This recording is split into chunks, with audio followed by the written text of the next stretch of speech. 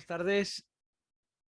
Vamos a comenzar esta nueva sesión sobre uno de los dosieres, uno de los manuales más importantes en la vida de un scout, que es el manual de salvamento y socorrismo.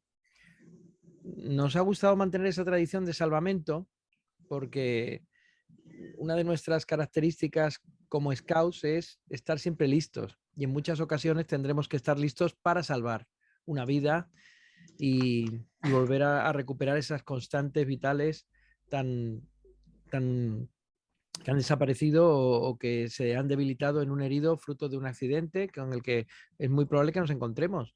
Accidentes de tráfico, accidentes en la vía pública, en nuestros campamentos. Así que estad atentos, que empezamos. Para ello tenemos a Rocío, que ella misma se va a presentar. Le voy a ceder la palabra y adelante, Rocío, cuando quieras. Bueno, pues muchas gracias, Carlos. Y nada, yo soy Rocío, estoy trabajando actualmente en el hospital porque estoy enfermera y trabajo en el servicio de urgencias. Entonces, pues vamos a ir viendo todos los puntos del manual de socorrismo que hemos preparado con mucho cariño para vosotros. Y nada, lo que es importante que cuando queráis me interrumpáis, levantéis la mano, preguntéis dudas que tengáis, que por esa parte no hay ningún problema, ¿vale? Y nada, si te parece, Carlos, vamos a empezar. Os voy a compartir pantalla. ¿Se ve? Vale. Bueno, los primeros auxilios. ¿Qué son los primeros auxilios? Simplemente es una asistencia de urgencia, es decir, una asistencia inmediata que vamos a prestar a alguien o a un grupo de personas en una situación que sea anormal, es decir, sea algún caso de accidente o alguna enfermedad repentina, ¿vale? Y siempre nos vamos a basar para atender esta urgencia en la premisa PAS, que Alonso, ¿sabrías decirme qué significa PAS o qué te sugiere que significa? Pues proteger, alertar y socorrer. Muy bien. Pues como bien ha dicho Alonso, significa P de proteger, A de alertar y S de socorrer, ¿vale? Son tres palabras que vamos a tener muy en cuenta a la hora de actuar ante una emergencia fuera del entorno siempre hospitalario. Vamos a ver eso de proteger. A ver, ¿qué os sugiere eso de proteger, Alonso? Digo Alonso porque Fernando está ahí, que no sé si está o no está, o se le espera. Pues a mí lo de proteger es que antes de socorrer a la persona, te socorras, protégete a ti mismo, porque si tú tienes algún accidente o algo, no vas a poder socorrer a la persona. Entonces ya va a haber dos heridos en vez de uno. Muy bien, Alonso. Proteger, esta palabra es casi más importante que todas las anteriores de alertar y de socorrer. ¿Y por qué? Pues muy bien que ha dicho Alonso, imaginaos que hay un escape de gas en un edificio y nos ponemos a entrar a lo loco a socorrer a las víctimas que hay dentro. Punto número 1, ¿entrarías directamente? La respuesta es no. ¿Primero controlarías la salida de gas y posteriormente te decides a entrar para socorrer a esa persona? Sí, ¿vale? Entonces vamos a proteger. Proteger significa prevenir la agravación del accidente, es decir, protegernos primero a nosotros mismos de que la situación es una situación que está controlada para nosotros actuar, y retiraremos luego a la persona accidentada del lugar del accidente sin caer en el intento, ¿vale? Porque a lo mejor eres tú la única persona que está ahí para socorrerla, y en ese momento, si tú no te proteges a ti mismo, pues no hacemos nada, ¿de acuerdo? La segunda letra de las siglas PAS es alertar. Todo el mundo, todos los jóvenes, todos los adultos, todos los niños tienen en el bolsillo de su pantalón, en el bolsillo de su chaqueta, un teléfono móvil, ¿vale? Que desde el mismo se puede realizar una llamada de socorro al 112. Lo que sí es muy importante es que tenemos que tener en cuenta que hay que dar la información clara y concisa de todo lo sucedido. Es decir, la persona que avisa, en este caso somos nosotros, debemos informar a todos los servicios de emergencia con todo de detalle, es decir, qué ha pasado, qué ha sucedido. Hay un incendio en una vivienda en un segundo piso, en un edificio de 6 plantas, ha habido un accidente de tráfico con un choque frontal entre dos turismos. Tenemos que decir qué es lo que ha ocurrido. ¿Dónde ha ocurrido? el lugar exacto, el número de la calle o número del punto kilométrico de la carretera, algún punto de referencia, si no conocemos el lugar más o menos exacto o el punto de kilometraje de la carretera donde estamos, tenemos que saber explicar dónde ha sucedido el incidente. Lo tercero es quién, es decir, cuántas personas han sido heridas y han sido las que han resultado pues heridas y cuál es su estado también. Entonces, esta cuarta es quién, es decir, el número de heridos y su estado. Después, los peligros que haya habido en el entorno del accidente, es decir, pues, peligros no controlados, por ejemplo, la caída de un poste eléctrico, una fuga de gas, algún desprendimiento de alguna roca. ¿Para qué? Pues para poder activar aquellos servicios específicos, como puede ser la Guardia Civil, los bomberos, ¿vale? De estos especialistas para que cuando lleguen al punto de donde ha sucedido el incidente puedan actuar de forma correcta. Y luego también importante tus datos. ¿Por qué hay que dar tus datos? Porque imaginaos que la ambulancia está de camino al lugar del siniestro y necesitan conocer alguna información más que nosotros se nos ha olvidado dar o que ellos mismos nos están pidiendo. Entonces siempre hay que identificarnos con nuestro nombre y apellidos y también dar un número de teléfono por si estos servicios sanitarios se pudieran poner en contacto con nosotros. Bien, esto de alertar, ¿vale? Aquí entraría dentro una palabra que se llama triaje. Entonces, Fernando o Alonso, ¿sabéis lo que significa un triaje? No, vale. Pues un triaje es, tenemos aquí el triaje short, ¿vale? Que nos va a clasificar todas las víctimas que tengamos en el entorno, con 3 preguntas muy fáciles y 4 colores, dependiendo de la gravedad del estado de la persona.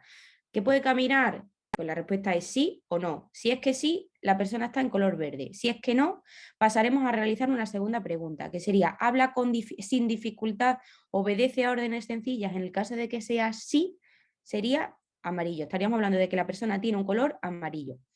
Si es caso negativo, es decir, que la persona ni nos habla ni obedece a órdenes sencillas, estaríamos hablando ya de hacer la tercera pregunta, que sería si respira. En el caso de que sí respirase, catalogaríamos a la persona en color rojo y en el caso de que no respirase, como negro. Y ahora vendríamos a la parte de socorrer. Es el momento de socorrer y a cada uno de nosotros, pues es verdad que si tenemos algunas nociones de primeros auxilios nos puede entrar la vena de héroe. Y esa vena de héroe, hay momentos que lo que hace es ralentizar todo el proceso de atención al afectado. Es decir, si yo me pongo a atender a una persona herida por un tráfico y me pongo a realizar una RCP sin ni siquiera saber si la víctima está respirando o tiene pulso, pues evidentemente podemos agravar la situación de la persona afectada con otras patologías que tenga a causa del accidente totalmente distintas a la parada cardíaca y a lo mejor ni siquiera hay que realizarla. Cuando vamos a socorrer a una persona, vamos a comprobar 3 cosas. Si la persona está consciente y está orientada, si la persona respira o no respira y si la persona tiene pulso, ¿vale? Esas 3 cosas primordiales. En el caso de que sean negativas, pues procederemos a realizar la PCR, como ya veremos un poquito más adelante. Luego también vamos a hablar de la cadena de supervivencia. La cadena de supervivencia se constituye por 4 eslabones. El primero, que ya hemos hablado de él, que es el reconocimiento precoz y esa petición de ayuda que tenemos que hacer a los servicios de emergencia. El segundo eslabón sería hacer una RCP de forma inmediata. ¿Para qué? Para ganar tiempo entre que estamos avisando a los servicios de emergencia y si hay una segunda persona que se encargue de ir a por un desfibrilador, DESA, DEA, hay muchas maneras por el nombre que lo vais a encontrar, ¿vale? Pero en definitiva es un desfibrilador semiautomático o automático, que ese sería ya el tercer eslabón de la cadena de supervivencia, que sería una desfibrilación precoz. Este aparato es muy sencillo, es súper intuitivo y no vais a tener, en el caso de lo que lo utilicéis alguna vez, ningún problema para utilizarlo, porque es un elemento vamos, que está hecho para personas muy pequeñas y que no han utilizado el aparato nunca, entonces es súper fácil de utilizarlo. Y después, el cuarto eslabón y último, lo va a complementar la unidad extrahospitalaria, que en este caso sería una ambulancia, donde se llevará al paciente, lo atenderá en este momento, le pondrá tratamiento y será atendido la persona, y posteriormente se llevará al hospital para seguir allí el tratamiento que necesite, ¿vale? Entonces, la cadena de supervivencia, importante, 4 eslabones, como si de una cadena se tratara. La electrocución. Bien, una descarga eléctrica, ¿vale? Pues puede o bien no dejar ninguna marca visible en el cuerpo o causar quemaduras de importancia. Entonces, en el caso de que no se vean las quemaduras, pueden causar daños internos graves como una parada cardíaca o también pues otro tipo de lesiones. En cualquiera que sea el resultado, el peligro de una descarga eléctrica va a depender siempre de varios factores, y entre ellos están la situación basal que tenga la persona, es decir, cuál es el estado anterior de la persona que ha sufrido una descarga eléctrica antes de que se produjera la parada, o sea, la descarga eléctrica. Después, otro peligro de una descarga eléctrica puede ser el tipo de corriente que haya habido, el voltaje de la descarga, la rapidez de la actuación, como tanto parte de nosotros como por parte de los servicios médicos, y sobre todo también el tratamiento que reciba posteriormente. ¿De acuerdo? Es importante saber cuáles son los síntomas de una electrocución, ¿vale? Entonces suelen ser de forma generalizada, pues que una persona sufra un paro cardíaco, que sufra dolor, alguna quemadura grave, contracciones musculares, pérdida de conocimiento, dificultad para respirar, etc. Entonces, las recomendaciones de actuación ante un tipo de descarga eléctrica como electrocución siempre va a ser primeramente llamar al 112, si la fuente de quemadura es un cable sobre todo de alto voltaje o un rayo. Tendremos, si cabe en nuestras posibilidades, que apagar la fuente de electricidad, siempre que sea posible. O de lo contrario, moveremos a la persona afectada, la sacaremos de aquel ambiente, siempre con un objeto que sea no conductor y seco, como puede ser pues, un trozo de madera o de plástico. No tocaremos, también importante, a la persona si sigue conectada a la corriente eléctrica, porque entonces antes de socorrer a la persona nos dañaríamos nosotros, ¿vale? Y sobre todo no movilizar a la persona salvo que se encuentre en un peligro inminente y siempre que se haya cortado el suministro eléctrico. ¿De acuerdo? Bien, pues vamos a ver ahora las lipotimias o desmayos, ¿vale? Que pueden acarrear o no, dependiendo de la situación, pues una pérdida de conciencia, ¿vale? Es una caída brusca de la presión sanguínea debido a una falta de oxígeno suficiente en toda la parte del cerebro, ¿vale? Por una disminución transitoria del aporte sanguíneo. ¿Cuáles son las causas de una lipotimia o de un desmayo? Pues normalmente suelen ser la deshidratación, el ayuno prolongado, cambios posturales repentinos, ansiedad o estrés, y sobre todo también excesos de calor. Cuando vamos en un campamento y estamos haciendo una ruta, es muy importante estar hidratados porque nos puede causar pues, una lipotimia, y ya no solo es que te marees, es que te marees, te caigas, te des un golpe en la cabeza con una piedra y ya sí que la hemos liado, ¿vale? ¿Cuáles son los síntomas para yo detectar que estoy ante una lipotimia? Bien, pues visión borrosa, cuando la persona tiene la piel pálida, tiene la presión sanguínea baja, es decir, no tiene un buen pulso firme que se puede coger en las arterias, una respiración muy rápida y superficial, está mareoso, a lo mejor tiene un poquito de molestias en el estómago, ¿vale? Entonces, es muy importante retirar a la persona. Cuando hayamos detectado un caso de lipotimia, retiraremos a la persona a un lugar siempre seco y fresco. Aflojaremos también cualquier elemento que le cause opresión, pues alguna camisa, pañoleta, collares, etc. Tenemos que tumbar a la persona en una superficie totalmente plana y con los miembros inferiores elevados los mantendremos un ratito hasta la total recuperación. Es muy importante no dar hasta que la persona esté totalmente recuperada ni líquidos ni sólidos. Y repito, hasta que esté la persona totalmente recuperada. En el caso de que la lipotimia se prolongue más de 20 minutos, es decir, que la persona no mejore, pues enseguida llamaremos a los servicios de emergencia, ¿vale? Y luego ya, si la persona, en el caso de que se haya recuperado un poquillo, pero tiene todavía náuseas o creemos nosotros que va a vomitar, lo colocaremos en posición lateral de seguridad, ¿de acuerdo? Porque esa persona, al vomitar, si estamos tumbados hacia arriba, nos tragamos nuestro propio vómito y nos podemos aspirar. Entonces eso puede tener pues, unas consecuencias peores que el propio mareo.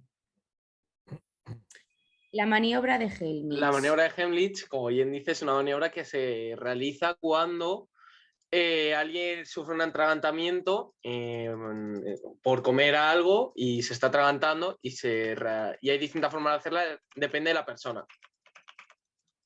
Vale, muy bien.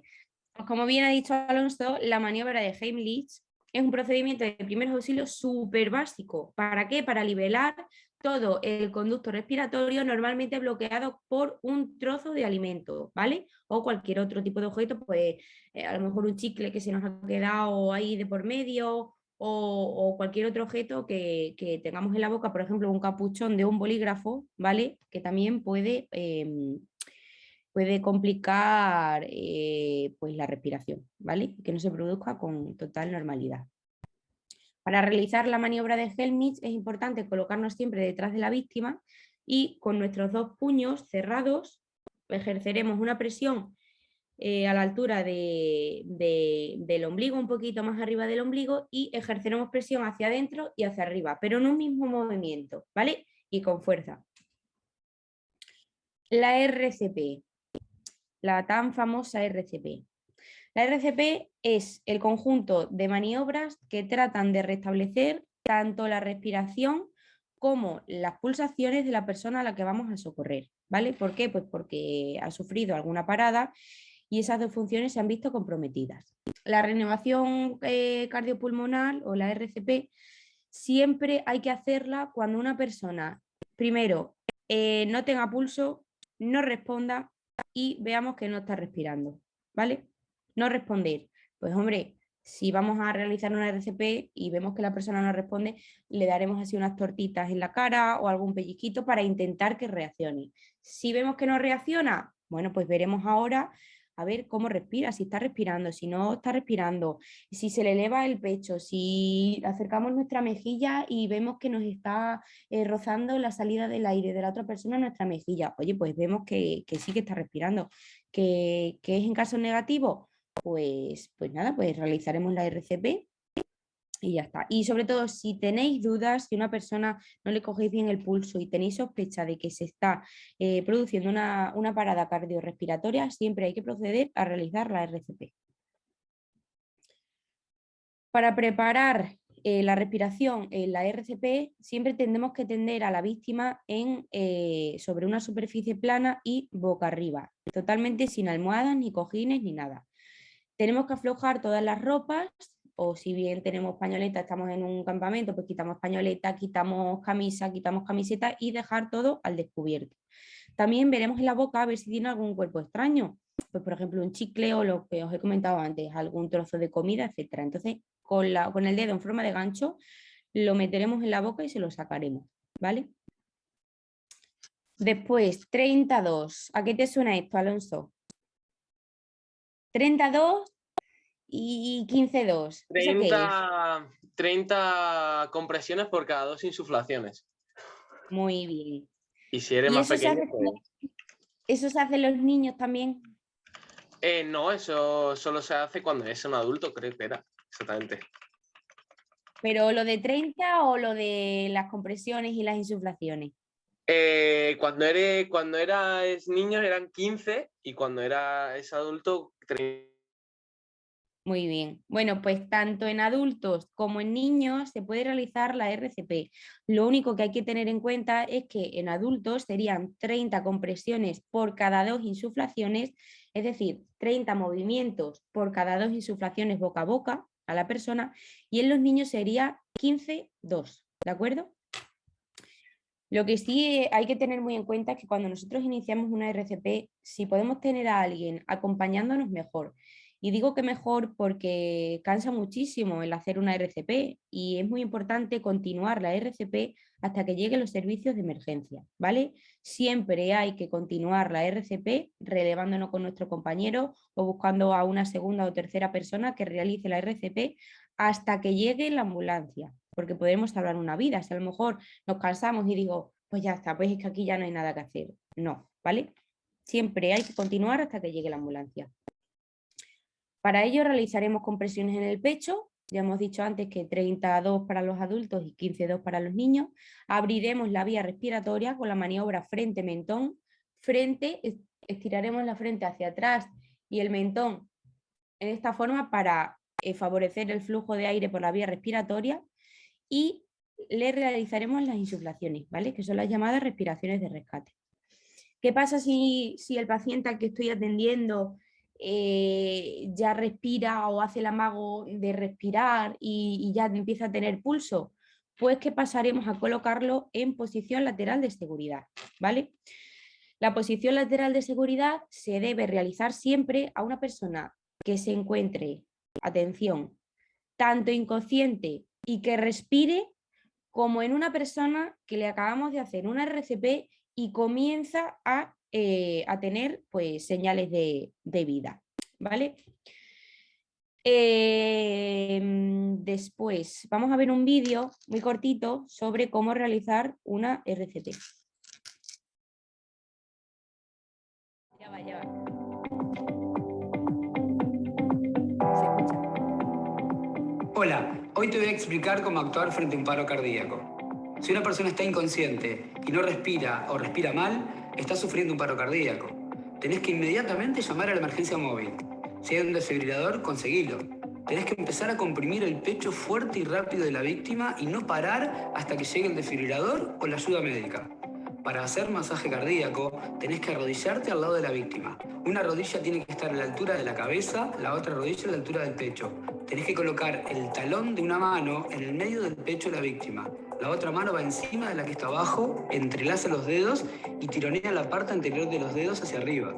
Los brazos tienen que estar rectos y tenés que utilizar el peso de tu cuerpo para comprimir. Comprimí fuerte y rápido.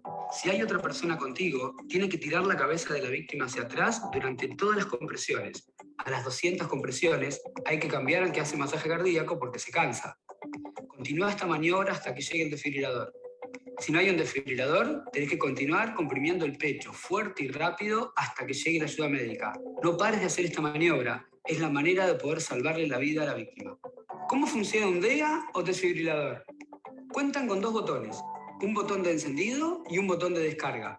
Para utilizarlos, simplemente lo tenés que encender y escuchar lo que el aparato te dice. Te va a guiar durante toda la reanimación. Estos son los parches del desfibrilador. Están detrás del aparato. Van colocados como indica la figura. Uno debajo de la clavícula derecha, el otro debajo de la mama izquierda. Llame pidiendo ayuda. Retire los parches del envase detrás de la unidad. Aplique los parches sobre el pecho descubierto del paciente.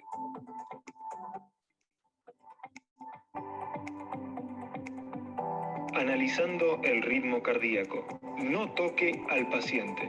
Está indicado aplicar un shock. Cargando. Sepárese del paciente.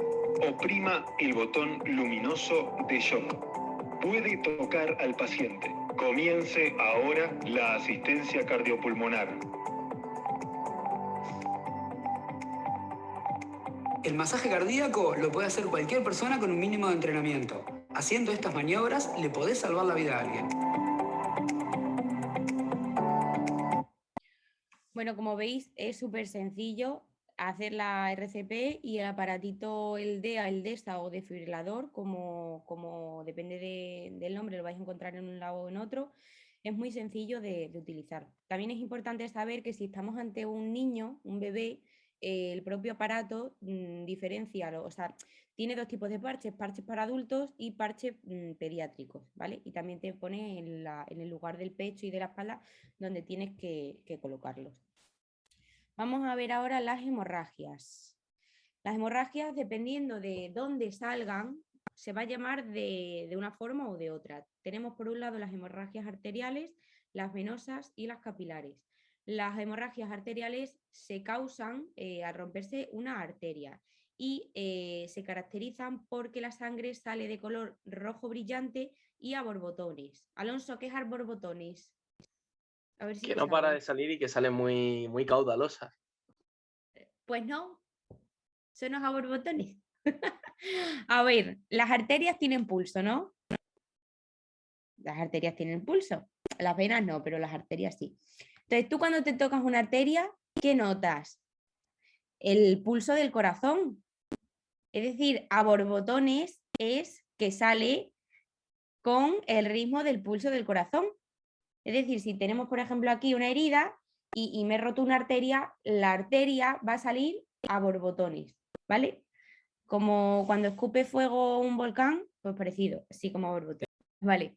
Luego, por otro lado, tenemos las hemorragias venosas, que afectan sobre todo, pues, evidentemente, a las venas. Entonces, esta sangre va a salir de color rojo oscuro y con un caudal continuo. Y luego, por último, tenemos las hemorragias capilares, que son las menos importantes y afectan, pues, principalmente a los vasos capilares de la piel. Bien, dependiendo de la localización donde tengamos la hemorragia, vamos a tener una hemorragia externa, interna o exteriorizada. Las hemorragias externas se caracterizan porque la sangre sale al exterior mediante una herida. Entonces, lavaremos bien la herida con suero fisiológico y la taponaremos comprimiendo con gasas o con un vendaje si ha dejado de sangrar. Si no deja de sangrar, seguimos comprimiendo con gasas y con compresas. Luego también tenemos, por otro lado, las hemorragias internas, que la mayoría, pues, son consecuencias de traumatismo fuerte o incluso de accidentes de tráfico. La sangre se acumula dentro del interior del organismo. Es decir, cuando nos damos, por ejemplo, un golpe contra la pared y nos sale un chichón, eso es una hemorragia interna, porque la sangre no sale hacia el exterior. Y después, por último, tenemos las hemorragias exteriorizadas, que son aquellas que mediante algún orificio del cuerpo sale esa sangre hacia afuera. Por ejemplo, cuando nos sale sangre de la nariz, que se llama epistasis nasal. ¿Y qué es eso de la epistasis nasal? Pues bien, es la salida de sangre mediante la nariz al exterior. A ver, Alonso, tú seguro que has sangrado alguna vez por la nariz, ¿no? Sí, Todos. ¿Y qué has hecho? pues mal hecho, pues eché la cabeza para arriba. Mal hecho. Así para atrás, ¿no? Sí, ¿Y qué te pasó? pues que luego tenía mucha sangre seca ahí encima. Y como que te sabía la saliva como a sangre, ¿no? Sí, También. Bien, las hemorragias, como tienen el orificio de salida de las epistasis nasales por la nariz, ¿vale? Suelen aparecer, pues, por un fuerte traumatismo en la nariz, por un golpe seco en la nariz o incluso por un exceso de calor, que hay mucha gente también que sangra por la nariz y no es necesario que se haya dado un golpe, ¿vale? Entonces, como bien ha dicho Alonso, no se puede echar la cabeza hacia atrás, porque lo que estamos favoreciendo es que nos traguemos la sangre o la aspiremos o se produzcan coágulos, ¿vale? Entonces siempre hay que echar la cabeza hacia adelante y ejerceremos también una presión directa sobre las ventanas nasales y hacia arriba, hacia el tabique, ¿vale? Nos pondremos así hacia adelante, dejamos salir la sangre y si pasados 5 minutos la sangre no se hubiese cortado, realizaremos un taponamiento nasal con gasas empapadas en agua oxigenada, ¿vale? ¿Qué pasa si después de esos 5 o 10 minutos la hemorragia no se ha cortado? Pues que tendremos que ir, pues, al centro de salud más próximo o a los servicios de emergencia, ¿vale? Bien, vamos a ver ahora las quemaduras, que las quemaduras son lesiones en la piel debido al contacto o exposición de un agente externo que, ¿qué pasa? Que supera la capacidad de resistencia de los tejidos del cuerpo. Entonces, estos agentes pueden ser, pues, por ejemplo, el calor, el frío, la electricidad, las radiaciones del sol o incluso ciertos productos químicos que nos causan erosión en nuestra piel.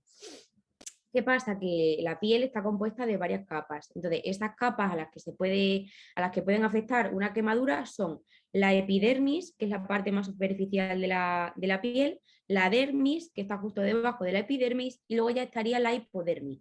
Entonces, dependiendo de la capa que haya sido afectada por esa quemadura, vamos a estar hablando de quemadura de primer grado, de segundo grado y de tercer grado, ¿vale?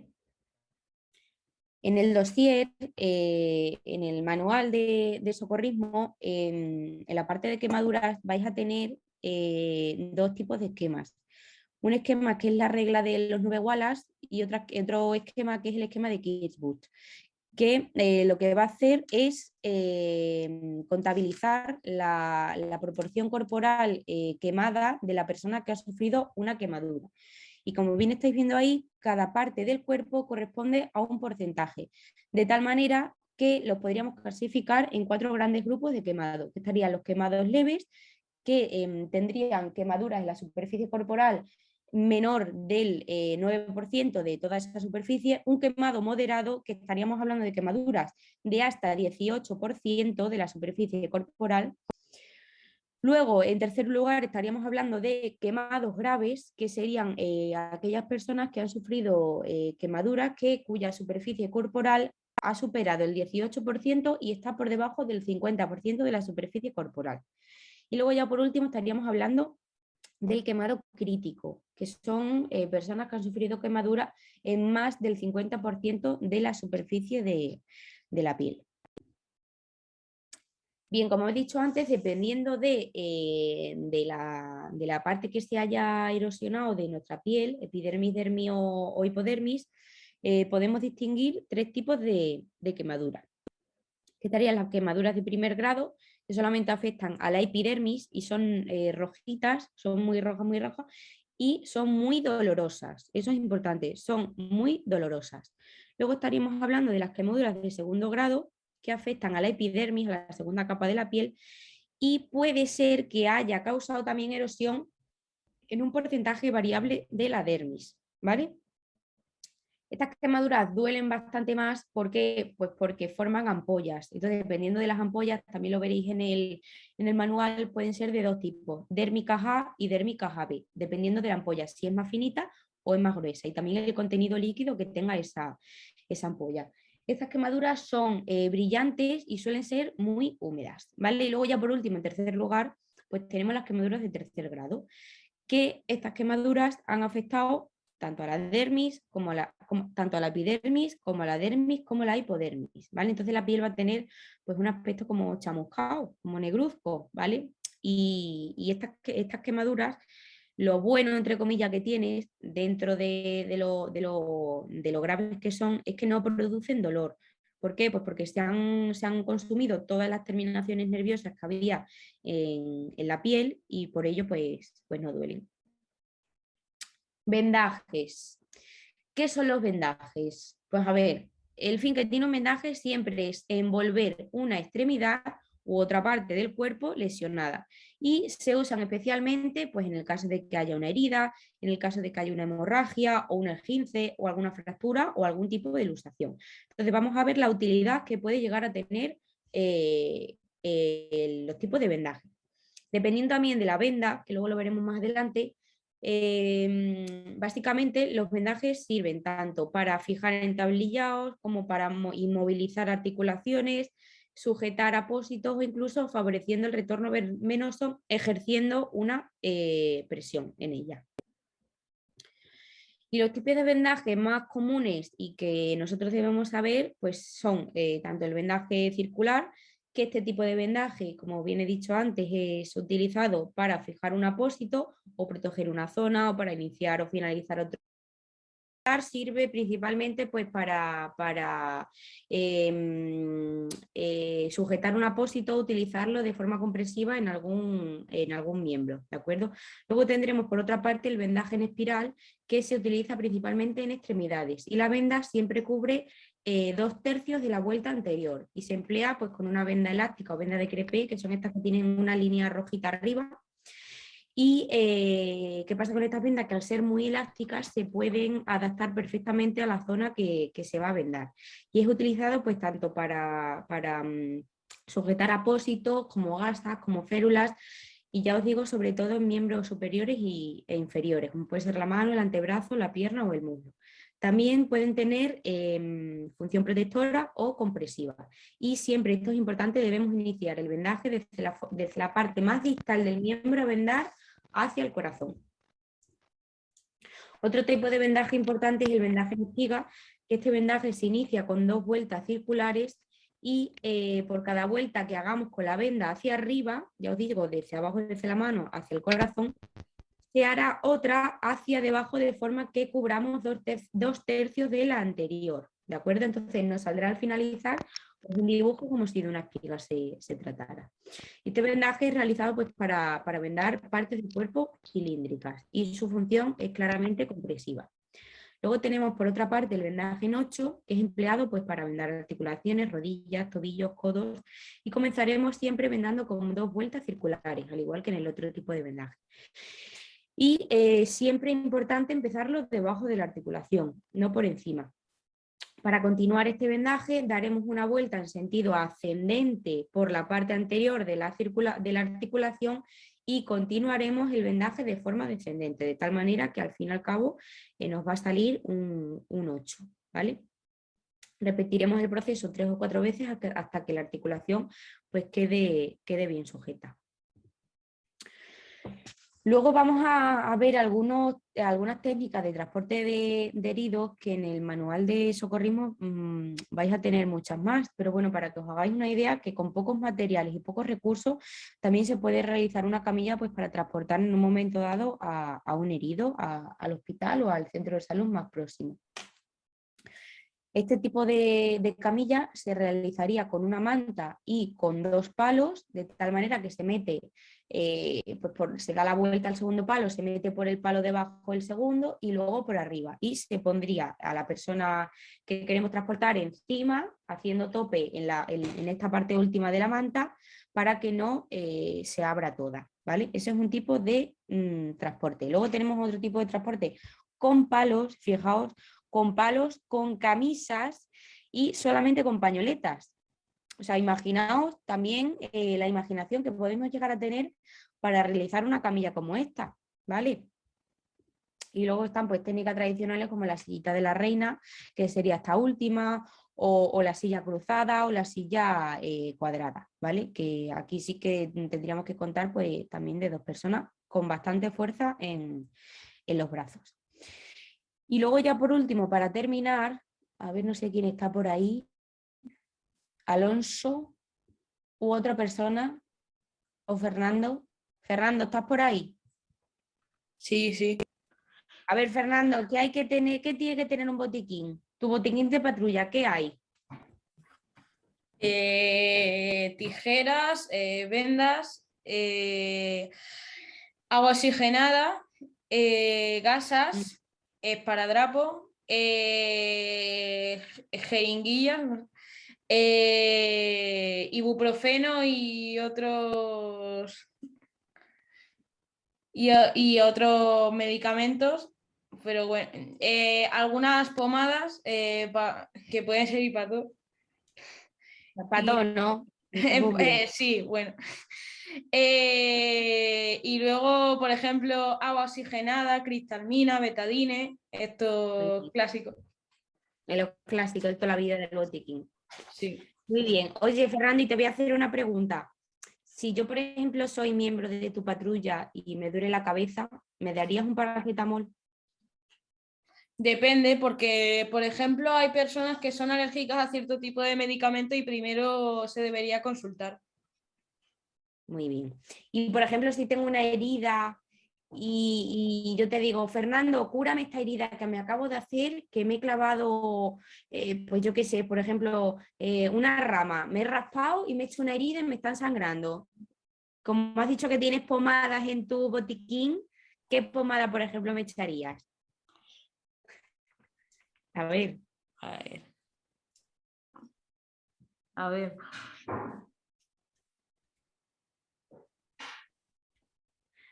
Como sabemos, hay que tener muy en cuenta las cremas que utilizamos para curar ciertas heridas, ¿vale? Porque muchas de esas cremas, como bien ha dicho Fernando, pues tienen antibióticos, hay personas que son alérgicas a cierto tipo de antibióticos, otras cremas que tienen otras sustancias que a lo mejor pues no conviene bien que las echemos en el lecho de la herida.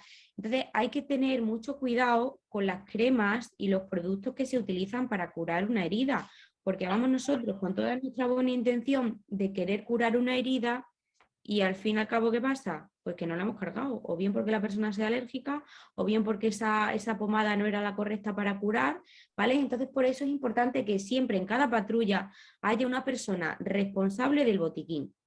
Y cuando digo responsable, va a ser el responsable de hacer inventario antes y después de cualquier tipo de salida, pues para ver evidentemente qué es lo que se ha gastado, qué es lo que hay que reponer, qué cosas hay caducadas, si hay una gasa, un paquetito de gasas abierto, no lo podemos tener abierto porque eso está contaminado. Entonces, si vamos a curar una herida, al final en vez de limpiarla la estamos ensuciando, ¿vale? Entonces, todas esas cosas son importantes para la persona que sea la responsable de cuidar el botiquín de la patrulla. Y luego también importante, nosotros no somos quien para dar medicación a nadie, porque como bien ha dicho, muy bien dicho Fernando, hay personas que pueden ser alérgicas, ¿vale? Entonces con eso tenemos que tener un poquito de cuidado.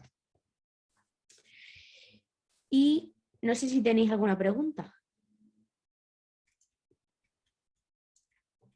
Alonso, Fernando, Julio. ¿Te puedo preguntar yo? Claro. Sí, oye, es que has dicho lo de echar una pomada en una herida. En una herida, en principio, yo no tengo idea de que se eche una pomada. Se limpia, se desinfecta y se tapa. Claro, pero si una herida empieza a tener un color verde, un Sí, color se está un supurando a lo pelo, mejor. Sí. Bueno, se está supurando, pero si es una herida limpia que se acaba de no, hacer, es que yo una la herida limpiaría, nada, nada, la nada. limpiaría, le echaría betadine, le echaría o estalmina o algo para Clorexidina desinfectar o lo que tengamos, agua y y la jabón. taparía y ya está. Eso es, ya está. Si se cura una herida, muy Julio. Oye, Juli, ¿de qué patrulla eres? Yo soy de la Gamos, Ah, muy o era de bien. la Gamos. Lo que pasa que eso eran muy buenos tiempos. Muy bien, muy bien. De todas formas, en el manual tenéis el procedimiento de cómo se limpia cada tipo de herida, si es profunda, si es superficial, los tipos de quemadura que hay, en fin, que está todo muy bien explicado y si tenéis cualquier duda, pues podéis escribir al correo de la federación y nada, estamos a vuestra disposición y espero que hayáis aprendido algo nuevo y que también pues, lo pongáis en conocimiento tanto para el San Jorge, que para esta competición tan chula que vamos a tener, como también pues, para vuestra vida real, que en verdad es que podéis salvar una vida con muy poquitos conocimientos, si hacéis las cosas bien, claras, con rapidez y muy concisas. Y nada Pues, más, Carlos. muchas gracias, Rocío. Gracias por tu esfuerzo, por tu trabajo y gracias a todos. Bueno, yo tengo una duda. Venga, Alonso. Venga. ¿Qué hacemos si, por ejemplo, un castor se ha bebido un producto químico de limpieza o cualquier cosa? ¿Qué haríamos ahí? A ver, yo te digo, por ejemplo, depende de la situación. Es decir, si tú estás en un pueblo y sabes que hay un centro de salud, lo tienes que llevar urgentemente. Urgentemente. ¿Vale? Antiguamente se decía que había que vomitarlo porque había que quitar todo el producto del estómago. Eso no se puede hacer.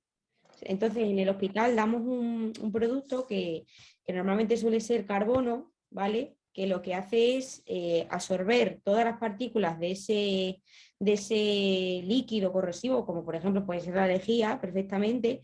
Entonces lo atrapa de tal manera que se va a eliminar del cuerpo sin necesidad que volvamos otra vez a subir el elemento para arriba y para abajo, con lo que supone una erosión en las vías respiratorias, en el esófago y en todo el tracto digestivo, ¿vale? Entonces, Alonso, si algún día ves a un castor con una botella de lejía, inmediatamente coges el castor y te lo llevas al centro de salud o si puede ser urgencias, mejor, ¿vale? Vale.